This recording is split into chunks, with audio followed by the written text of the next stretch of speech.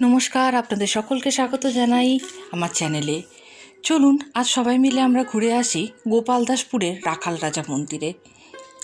উত্তর হুগলির বৈঁচি স্টেশন থেকে বেরিয়ে হাঁটা পথে কিছুটা গিয়ে টোটো স্ট্যান্ড থেকে টোটো নিয়ে আমাদের পৌঁছতে হবে ডিভিসি ব্রিজে। দূরত্ব 1.5 কিলোমিটার, 15 মিনিট সময় লাগে। ডিভিসি ব্রিজের পাশেই আছে বাস স্ট্যান্ড। এখান থেকে বাস ধরে যেতে হবে বৈদ্যপুর, দূরত্ব 7 কিলোমিটার। যাত্রাপথে যে জামনা ব্রিজ পড়ে সেটি হুগলি জেলার শেষ ও বর্ধমান জেলার শুরু বলে ধরা হয়। বৈদ্যপুর গ্রামের বাস স্ট্যান্ডে নামতে হবে। বৈদ্যপুর থেকে আবার টোটো ধরে যেতে হবে গোপালদাসপুর, দূরত্ব 5 কিলোমিটার। গ্রামটি কালনা মহকুমার অর্থাৎ পূর্ব বর্ধমানের অন্তর্গত। এই গ্রামেই আছে প্রাচীন ও অলৌকিক মন্দির, নাম রাখাল রাজা মন্দির। মন্দির সম্পর্কে আমরা আরও কিছু তথ্য জেনে নেব, তবে তার আগে আপনাদের কাছে অনুরোধ, ভিডিওটি ভালো লাগলে লাইক, শেয়ার, কমেন্টস করবেন, চ্যানেল সাবস্ক্রাইব করবেন আর আমাকে একটু ফলো করে দেবেন। মন্দিরে আছে 4 বিগ্রহ: রাখাল রাজা, গোপীনাথ, নারায়ণ ও রামচন্দ্র। ভক্তদের জন্য মাত্র 50 টাকার বিনিময়ে প্রত্যেক দিন দুপুরে ভোগ সেবার ব্যবস্থা আছে, কিন্তু আপনাদের দুপুর 12টার মধ্যে গিয়ে টিকিট কেটে নিতে হবে, অথবা যারা অনেক দূর থেকে যাচ্ছেন তাদের জন্য 2টি ফোন নাম্বার আমি দিচ্ছি, এই নাম্বারে যোগাযোগ করে টিকিটের কথা বলে রাখবেন। 7029309941 দিলীপ গোস্বামী ও 9474101078 প্রদীপ গোস্বামী। এনাদের মধ্যে কাউকে ফোন করে আপনারা যাচ্ছেন এবং কতগুলি আপনাদের টিকিটের দরকার ভোগের সেটি জানিয়ে রাখবেন। এখানে ভক্তরা বিশ্বাস করেন যে সকলের মনস্কামনা পূর্ণ হয়, তবে আগের দিন নিরামিষ খেয়ে যমুনা নামক পুষ্করিণীতে স্নান করে তুলসী পাতা খেয়ে মনস্কামনা জানিয়ে দিলে তা পূরণ হয়ে থাকে। এই মন্দির পিছনে আছে একটি গল্প। বহুকাল পূর্বে কাটোয়ার খাটন্তি নামক স্থানে এক ধার্মিক ব্যক্তি রামকানু গোস্বামী বাস করতেন। পারিবারিক কলহের কারণে তিনি কুলদেবতা ও পরিবার নিয়ে গোপালদাসপুরের জঙ্গলে এসে বসবাস করতে শুরু করেন। লোকের ঘরে ঘরে ভিক্ষা করে চলত তার সংসার ও পূজা। ছিল 3 সন্তান: নিমাইচাঁদ, বলদেব ও রাখাল। ছোট ছেলে রাখাল ভুলবশত খেলতে খেলতে বাবার পুজোর ফুলের উদ্দেশ্যে লাগানো গাছটি ছিঁড়ে নষ্ট করে ফেলে। সেদিন অন্য গাছেও ফুল ধরেনি। পুজোর ফুল না পেয়ে রামকানু 3 পুত্রকে জিজ্ঞাসা করেন কে ফুল গাছ নষ্ট করেছে।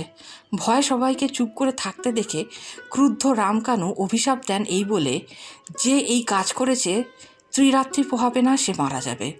যেমন কথা তেমনি ঠিক কাজ। তার পরের দিনই রাখাল মারা গেল। সত্য জানতে পেরে ঈশ্বরের সামনে অনেক কান্নাকাটি করেও ছেলের জীবন তিনি ফিরে পাননি। পুত্রহারা পিতা শোকে সর্বস্ব ত্যাগ করে বৃন্দাবনের দিকে রওনা দেন। রাত্রে দেবতা স্বপ্নে এসে বলেন যে রামকানুকে আর বৃন্দাবনে যেতে হবে না, তিনি যেন গোপালদাসপুরেই ফিরে যান। সেখানে রয়েছে পুষ্করিণীর যমুনা, যেখানে নিমকাঠ ভাসছে।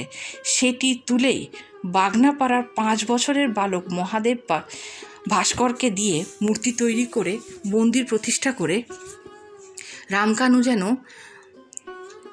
দেবতার আরাধনা শুরু করেন। সেখানে তার নাম হবে রাখাল রাজা।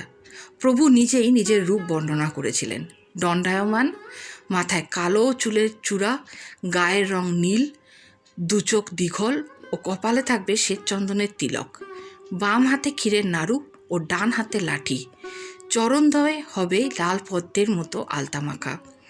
রামকানু গোস্বামীর বংশধররাই বংশ পরম্পরায় এ মন্দিরে পৌরোহিত্য করছেন। 1775-এ পোরবার জমিদার গোপাল দাস এই মন্দির নির্মাণ করে দেন। ভক্তরা অবশ্য সাহায্য করেছিলেন। তবে এই মন্দিরের খ্যাতি কিন্তু অন্য এক কারণে। সন্ধ্যে 6:30টায় হয় সন্ধ্যারতি। 15 মিনিটের মধ্যে মন্দির শুনশান।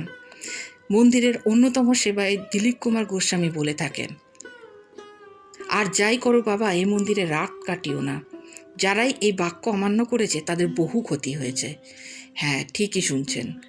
বৃন্দাবনের নিধু বোনের মতো রাখাল রাজা মন্দিরের কপাট বন্ধ হয়ে যাওয়ার পর কোনো ভক্তের থাকা একেবারে বারণ।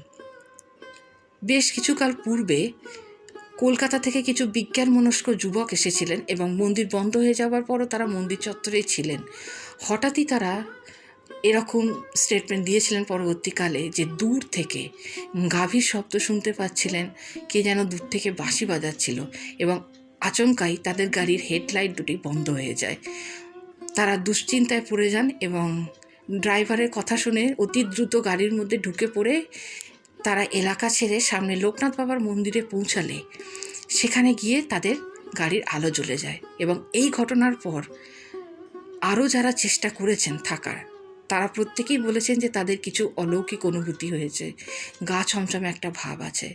তাই অবশ্যই যান রাখাল রাজা মন্দিরে, ঈশ্বরের দর্শন করুন, কিন্তু এমন কিছু করবেন না যাতে জীবনহানি ঘটে। জয় রাখাল রাজার জয়। কেমন লাগলো ভিডিওটি জানাতে ভুলবেন না। আজকে তবে এই পর্যন্তই। ধন্যবাদ, নমস্কার।